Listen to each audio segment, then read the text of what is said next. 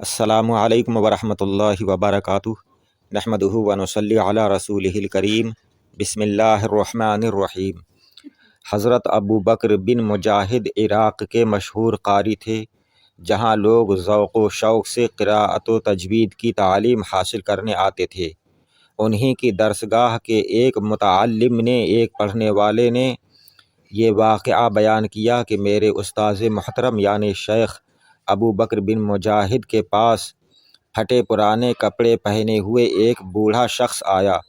استاذ محترم نے ان سے یعنی ان آنے والے مرد ضعیف سے ان کے بال بچوں کا حال دریافت کیا تو انہوں نے جواب دیا کہ شب گزشتہ میری بیوی کے تیسری لڑکی پیدا ہوئی، اور انہوں نے کہا کہ میری بیوی نے مجھ سے ایک دانگ مانگا جس سے گھی اور شہد منگا کر بچی کے منہ میں رکھے، اور اس نے کہا کہ مگر میرے پاس کچھ نہیں تھا۔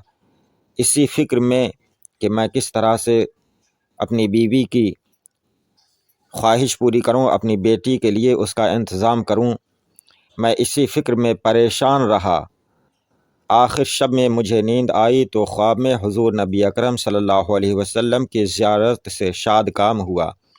سرکار دو عالم صلی اللہ علیہ وسلم نے خواب میں ارشاد فرمایا کہ فکر نہ کرو، صبح کو علی بن عیسیٰ وزیر کے پاس جا کر میرا سلام کہنا، یعنی یہاں کا جو وزیر ہے اس کے پاس جانا اور اس سے میرا سلام کہنا، اور اسے یاد دلانا کہ اس نے میرے مزار پر حاضر ہو کر 4000 بار درود شریف پڑھا تھا، وہ تمہیں 100 دینار دے گا۔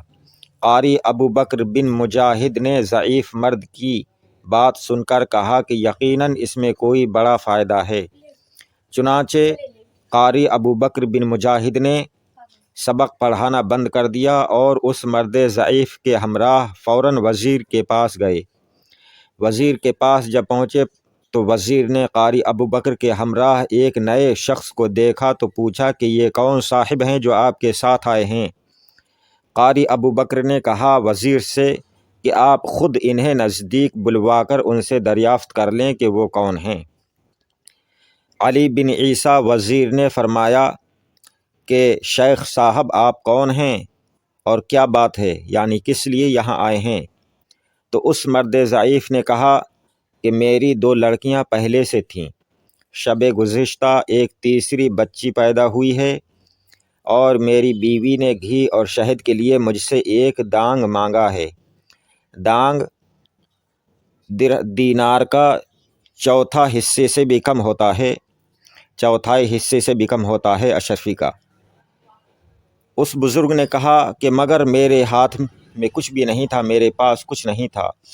شب بھر میں اسی فکر میں رہا، اسی فکر میں کہ کس طرح سے انتظام کروں میں اس کا، لیکن پھر آدھی رات کے بعد مجھے نیند آ گئی۔ اس شخص نے کہا، اس مرد ضعیف نے وزیر کو بتایا کہ آدھی رات کے بعد مجھے نیند آ گئی تو خواب میں حضور نبی کریم صلی اللہ علیہ وسلم کی زیارت سے مشرف ہوا، اور حضور صلی اللہ علیہ وسلم نے مجھے آپ کے پاس بھیجا ہے۔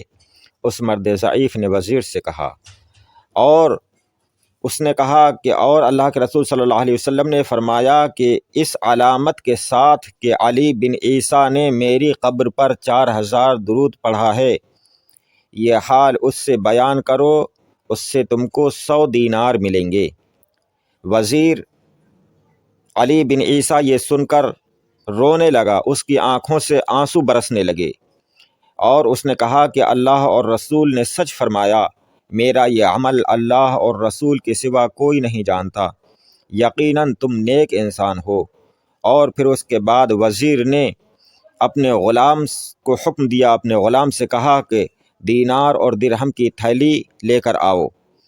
غلام نے تھیلی لا کر وزیر کے سامنے رکھی، اور اس کے بعد وزیر نے ان تھیلیوں میں سے، ان درہم و دیناروں میں سے 300 دینار گنوا کر، یعنی 300 اشرفی سونے کے سکے گنوا کر اس مرد ضعیف کو دیے۔ حکم اللہ کے رسول صلی اللہ علیہ وسلم نے دیا تھا 100 دیناروں کا، 100 اشرفیوں کا، لیکن وزیر نے 300 دینار گنوا کر اس مرد کو دیے اور کہا کہ 100 حضور اقدس صلی اللہ علیہ وسلم کے حکم کی تعمیل کے ہیں اور 100 بشارت کے صلہ میں ہیں۔ اور بقیہ 100 میری جانب سے آپ کے لیے ہدیہ ہیں۔ حضرت علامہ شیخ یافعی یمنی رحمۃ اللہ تعالی علیہ فرماتے ہیں کہ اس مرد ضعیف کو اللہ تعالی کی رحمت اور حضور صلی اللہ علیہ وسلم کی برکت سے بھلائی حاصل ہوئی۔ اسی طرح وزیر کو بھی فیض پہنچا اور وہ وزیر وزارت ترک کر کے مکہ معظمہ میں جا کر مسجد حرام کا مجاور بن گیا۔ حضور اقدس صلی اللہ علیہ وسلم نے اس وزیر کا ذکر اسی لیے فرمایا کہ سرکار دو عالم صلی اللہ علیہ وسلم کو اللہ تعالیٰ کی جانب سے اس کی سعادت مندی کا علم ہو چکا تھا اور اس کے انجام کار کی خبر تھی۔ کہا جاتا ہے کہ ایک روز وزیر بہت بڑا جلوس لے کر نکلا۔